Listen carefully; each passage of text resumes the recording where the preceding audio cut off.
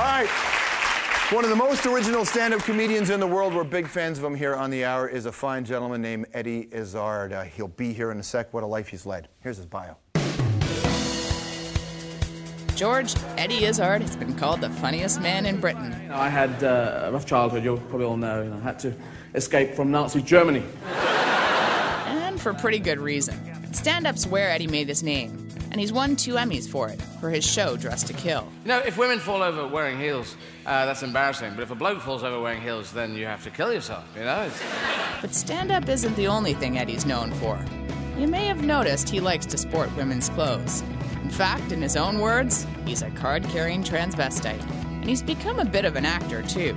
Yep, in Oceans 12 and 13, Eddie was the gang's resident techie. You might have also caught his TV show, The Riches, where he plays a con artist right next to Minnie Driver. He's also tried his hand at drama with Tom Cruise in Valkyrie. What makes you think you're stronger than the people, the Reich, the very momentum of history? This is going to happen. But wait, there's more. Last year, for charity, Eddie ran 43 marathons in 51 days with practically no training. His life story is now the subject of a documentary called Believe, and he's back on tour with his show Stripped. London, London, why don't you all off? Everybody, Eddie Izzard.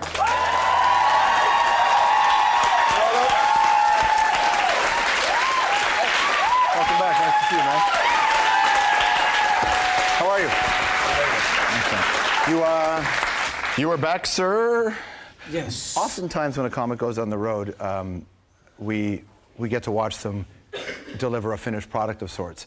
If people have seen this film, this Believe movie, they get to see a process as well, and a little bit more behind the scenes of the personality. Yeah. Well, Believe is quite interesting. Hopefully, it's in the end, because they see me struggling away, and it's actually all about the continuing struggle. And I worked out that, in fact, struggle is more important than getting anywhere. Being a stand-up is one of the hardest things to do in this business, full stop. Well, you know, I sold out Madison Square Garden, and I am a transvestite with a career, so I suppose... you know,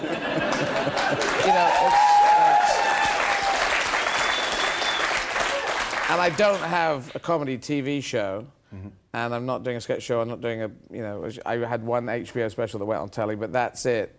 So... I mean, you're working. You have to get out there and work. Yeah, I sort of work it, and the word is word of mouth, trying to keep your quality good enough. My quality has dipped, gone back up. I think Strip, the show that I'm doing at the moment, is the best I've done ever, better than Dressed to Kill. I think. So it's just to keep pushing, take on big subjects. I've decided that God doesn't exist, so I just wanted to talk about that. And well, I don't know. A lot of people who are creative, they come to a place where they're agnostic, but I just decided to get off that agnostic fence and go to the atheist fence. Right. Was there a moment? Was it something that was building inside you, or did you sit back one day and go, "Why do I even pretend?" No, it wasn't quite building. It was more like there was just a moment when I thought, "Why am I pretending this? I should just say I'm an atheist." Because the reason I think people don't say they're atheists is because in case God comes down, and they say, "But you said you're an atheist. You're not coming in." Yeah. And I am prepared to not go to this special place. I've applied logic, and I am quite logical. I've applied logic to the world and to the universe, and I see a randomness out there, and I see stuff happening, but I don't see a plan behind it. And if there is a God there, but he has no plan, then well, forget it. You know, what's the point? So when you go on stage and you do that material, I mean, how long in your routine is the God? There's no God bit. Well, I don't know. I talk about him and I come back to him, and it's not that long. I don't know. What's your journey to figure out where you take that routine? Like, how do you work that out? Because one thing when I was watching the film, watching you go back into your past and watch you understand who you are, yeah, which helped you find, I guess, a way to find a new gear to do what it is you do. But I wonder when you take them, if you say there's no God, I'm going to work that into my material. No, I don't quite. I just start. I go out and I'm talking. I don't write stuff down. So I go out and I'm talking, and then I just say I don't think there's a God, and then I'll see what the response is back. But I did this with the Bible Belt in America, but I think they probably because.